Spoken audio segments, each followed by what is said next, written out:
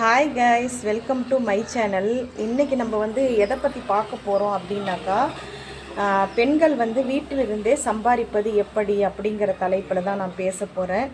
நிறைய பேர் வந்து என்ன பண்ணலாம் அப்படிங்கிறது வந்து நிறைய பேர் வந்து கேட்குறீங்க என்கிட்ட. நம்ம வந்து இன்ட்ரெஸ்ட் எடுத்து எந்த தொழிலாக இருந்தாலுமே சரிங்க, நம்ம வந்து இன்ட்ரெஸ்ட் எடுத்து பண்ணணும்.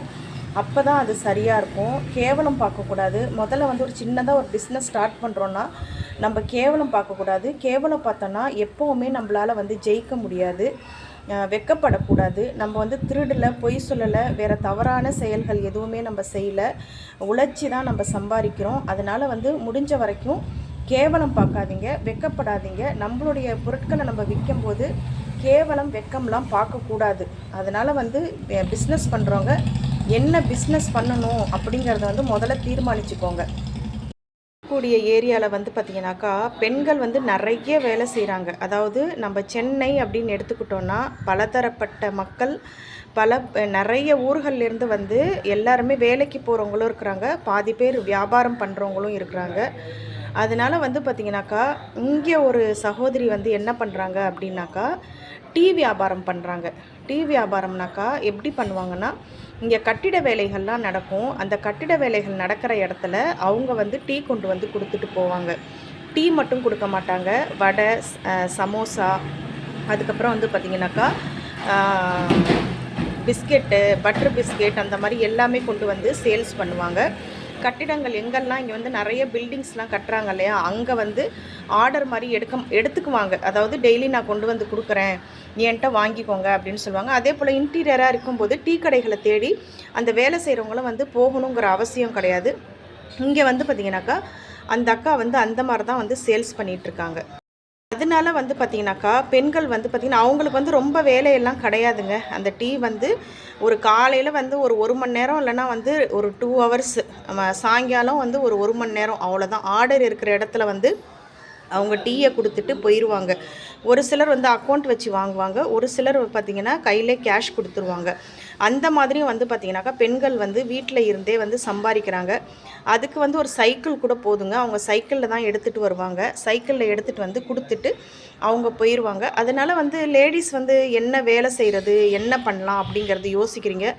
ஏன்னா இன்றைக்கி இருக்கிற காலகட்டத்தில் ஒரு டீயோட விலை வந்து இங்கே பார்த்திங்கன்னா 12 ரூபாய்க்கு சேல்ஸ் பண்ணுறாங்க. டீலாம் வந்து பார்த்திங்கனாக்கா பாதிக்கு பாதி வந்து நமக்கு லாபம் கிடைக்கும். அதனால் என்ன பண்ணுறதுன்னு யோசிக்கிறவங்க வந்து இந்த மாதிரி டீ வியாபாரம் பண்ணலாம். லேடிஸ் வந்து டீ வியாபாரம் வந்து கொண்டு போயிட்டு கொடுக்கலாம். அதே போல் வந்து பார்த்திங்கனாக்கா அந்த கட்டிடங்கள் தவிர மற்ற இடங்களுக்கும் நம்ம கொண்டு போய் கொடுக்கலாம்.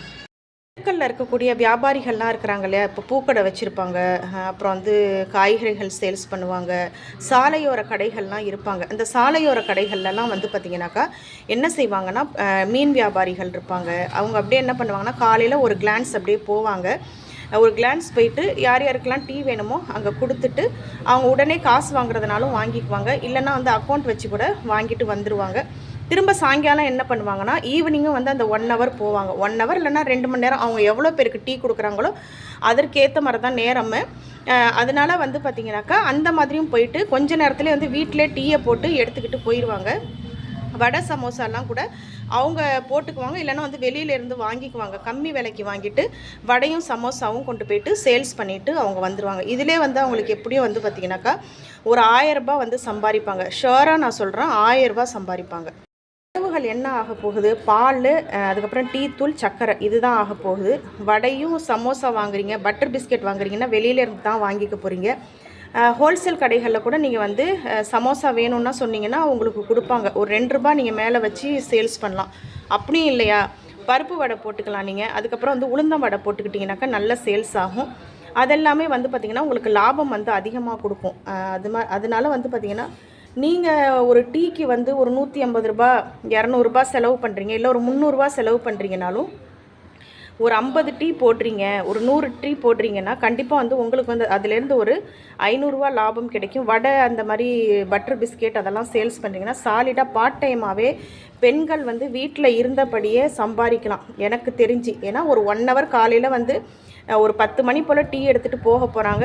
அகைன் வந்து ஈவினிங் வந்து திரும்பவும் வீட்டிலேருந்து டீ போட்டு எடுத்துகிட்டு போய் கொடுக்க போகிறாங்க. தெரிஞ்சவங்களுக்கு தான் கொடுக்க போகிறீங்க. அதே போல் சாலையோரங்கள் இருக்கிறவங்களையும் கேட்டிங்கனாக்கா அந்த வியாபாரம் வந்து டெவலப் ஆகும் அப்படின்னு நான் சொல்லுவேன். அதனால் வந்து பார்த்திங்கனாக்கா இந்த வேலை தான் செய்யணும், அந்த வேலை தான் செய்யணும் அப்படிலாம் கிடையாது. நமக்கு ஒரு வருமானம் வேணும். அப்படி தான் நம்ம வந்து ஒரு தன்னம்பிக்கையாக இருக்கலாங்க.